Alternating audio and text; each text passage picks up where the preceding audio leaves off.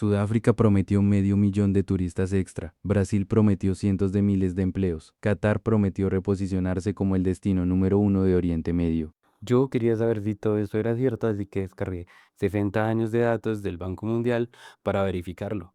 Entre ellos estaban datos de 16 países que fueron sedes del Mundial y ahí finalmente 13 que estaban participando para ser sede y perdieron. Y me hice solo una pregunta: ¿cuánto dinero gana realmente el país que organiza un Mundial? Pero para llegar hasta allí tenemos que entender qué es lo que realmente está comprando un país cuando esté del Mundial, porque no es simplemente lo que nos están diciendo los periodistas en la televisión. La respuesta que encontré no tiene nada que ver con dinero. Y el país que mejor la explica no es Qatar, ni Rusia, ni Argentina.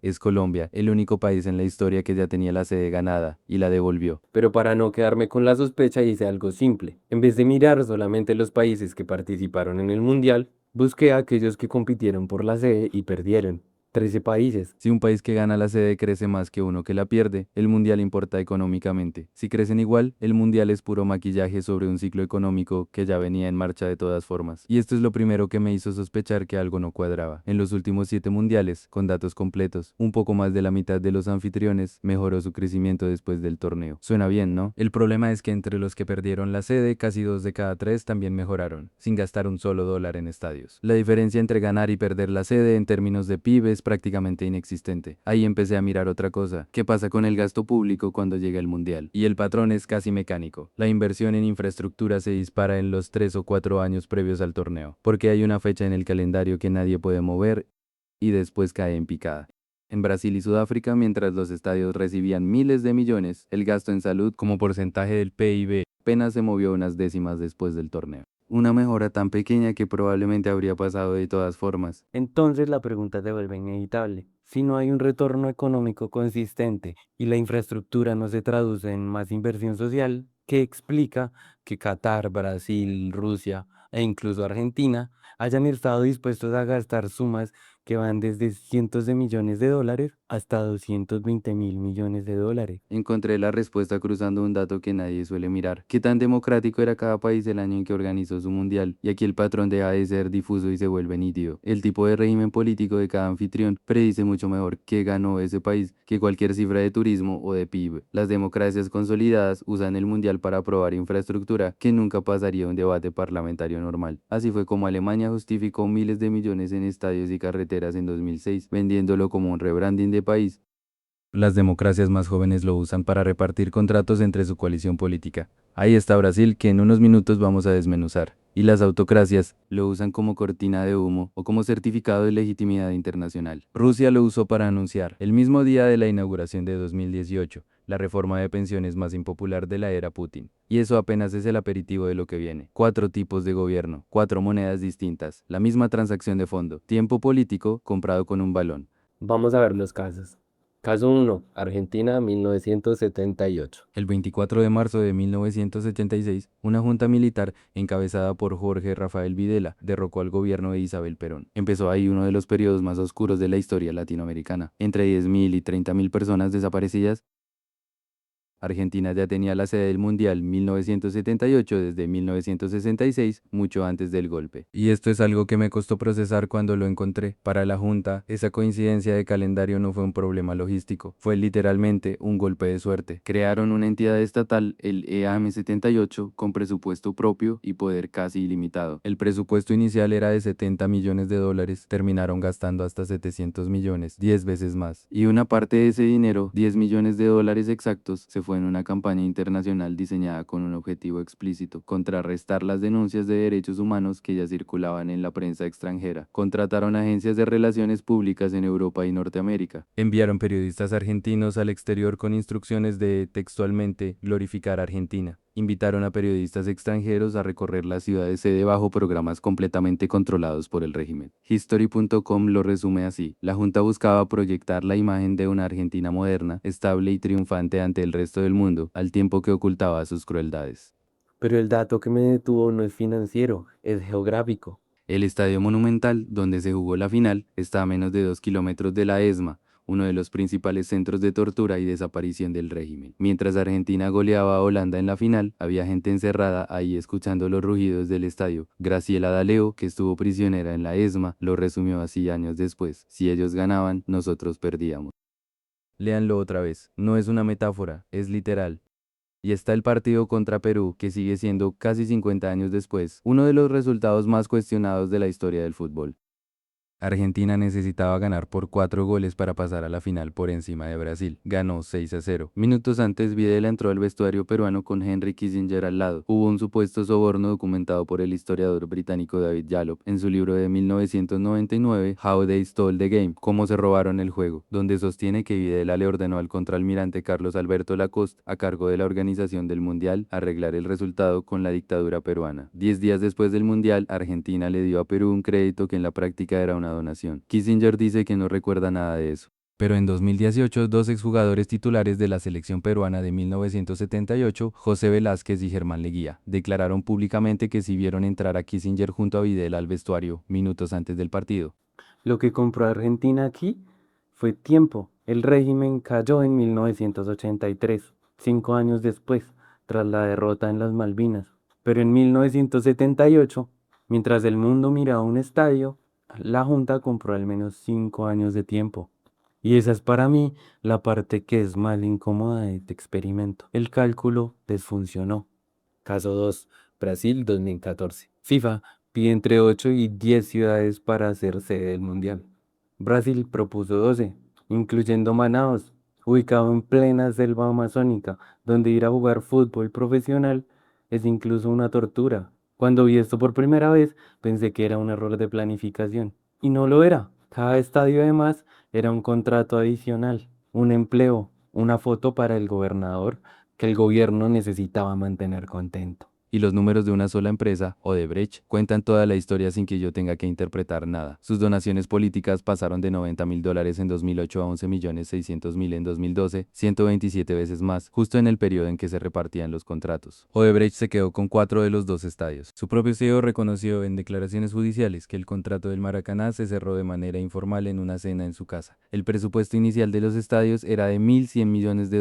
Terminaron gastando 4.000 millones. Solo en una auditoría parcial de un estadio encontraron $275 millones en sobreprecios. Y aquí vuelve el dato del experimento, y esta vez duele más. Mientras el cemento del Maracaná se facturaba 3 veces su precio, el gasto en salud del país apenas mejoró unas décimas de punto. No es una coincidencia, es literalmente el dinero yéndose a un lado en vez de a otro. Un año antes del Mundial, en junio de 2013, Brasil vivió las protestas más grandes desde el retorno a la democracia. Una de las consignas que más se repitió: queremos escuelas y hospitales de calidad FIFA. El 61% de los brasileños, según una encuesta de la época, no quería que su país organizara el torneo. Lo que compró Brasil fue contratos para poder mantener una coalición.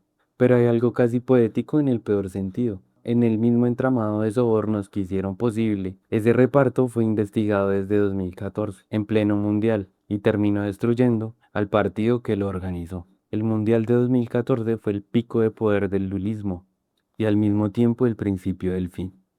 Caso 3, Qatar 2022. Qatar tiene 300.000 ciudadanos y 2 vecinos, Arabia Saudita e Irán, que lo superan en tamaño y poder militar por completo. Para un país así, tener un buen ejército no alcanza. Su estrategia durante casi 3 décadas ha sido volverse indispensable para todos al mismo tiempo, incluso para actores que se odian entre sí. El gasto en preparativos para el Mundial superó los $220.000 millones, más de 20 veces lo que gastó Alemania en 2006. El Mundial más caro de la historia sin comparación cercana. Y el costo humano fue igual de extremo. Investigaciones independientes documentan más de 6.500 trabajadores migrantes muertos entre 2010 y el inicio del torneo. La cifra oficial de Qatar, contando solo lo directamente atribuible a la construcción de estadios, es de 37. Pero la verdad que me hizo entender qué era lo que realmente había comprado Qatar no pasó durante el Mundial, pasó después. En noviembre de 2023, tras el ataque de Hamas y la invasión israelí de Gaza, Qatar se convirtió en el canal diplomático central de las negociaciones. Facilitó un acuerdo de tregua que liberó a 104 rehenes israelíes y 240 prisioneros palestinos. Piénsenlo, un país de 300.000 habitantes, mediando entre Israel y Hamas. Eso no se improvisa. Y el Mundial de 2022 fue el momento en que Qatar le demostró al planeta entero que podía organizar algo de esa escala y que merecía sentarse en la mesa de los grandes. Un año después, en noviembre de 2024, Qatar Qatar se retiró como mediador alegando falta de voluntad de las partes. Y ese gesto, irse, es tan revelador como haberse quedado. Solo alguien con poder real puede amenazar con salir de la mesa y que eso le importe a todos los demás. Lo que compró Qatar no fue reconocimiento abstracto, compró la credibilidad concreta de mediar en Gaza, de evacuar a 25.000 personas de Afganistán en 2021, de negociar con el Talibán desde 2011. El mundial no fue la causa de esa influencia, simplemente fue su certificación pública.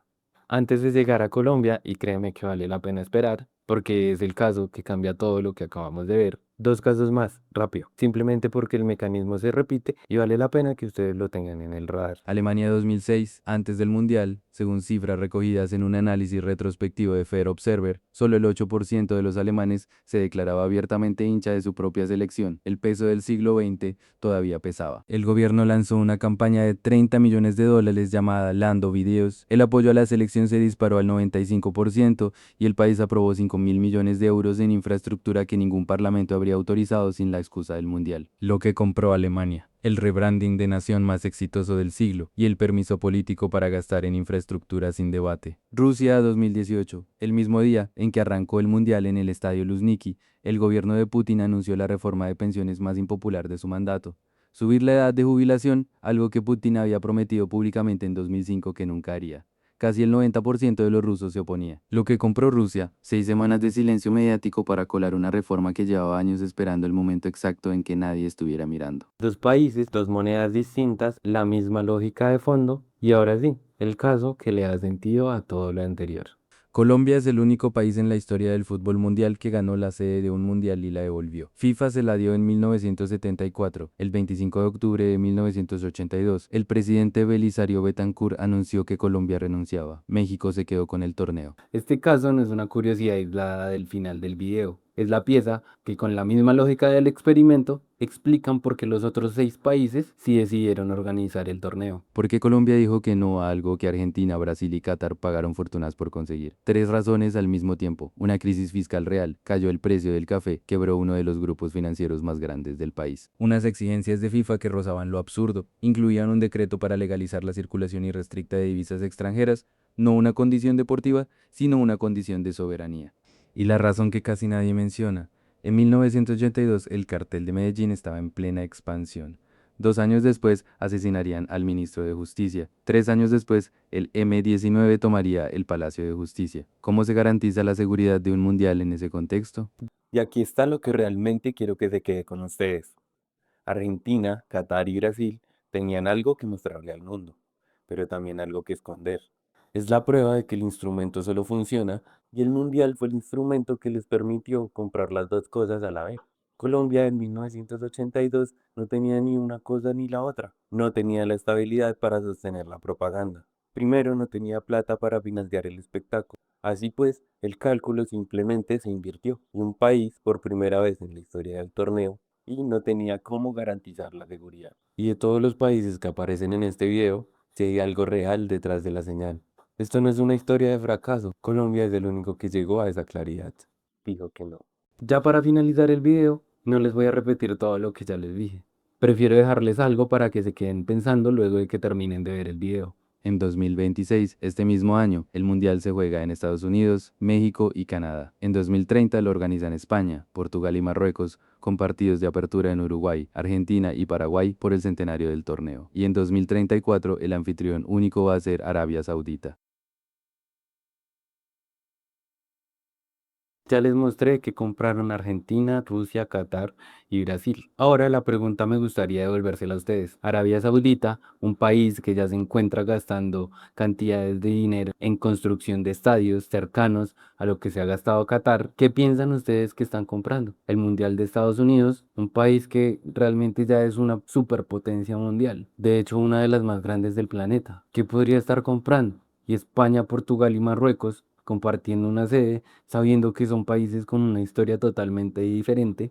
¿Qué podría estar ganando cada uno de estos tres? Hacerle la autopsia a un mundial que ya pasó es relativamente fácil, ya están los datos, los juicios ya se terminaron, los sobornos ya se pagaron. Lo difícil, lo que de verdad exige rigor, es aplicar el mismo experimento a algo que todavía no ha terminado de pasar. Yo tengo una hipótesis para cada uno de estos tres próximos mundiales, pero no se las voy a dar todavía. Si quieren que le meta el mismo nivel de profundidad a 2026, 2030 y 2034, que le metí a estos seis casos en específico, díganmelo en los comentarios y díganme también su propia apuesta. ¿Qué creen que está comprando cada uno de ellos? Con suficientes comentarios hago el video y en este caso vamos a revisar los mundiales antes de que los datos estén servidos en bandeja de plata. Me alegra mucho que hayas llegado hasta este punto del video.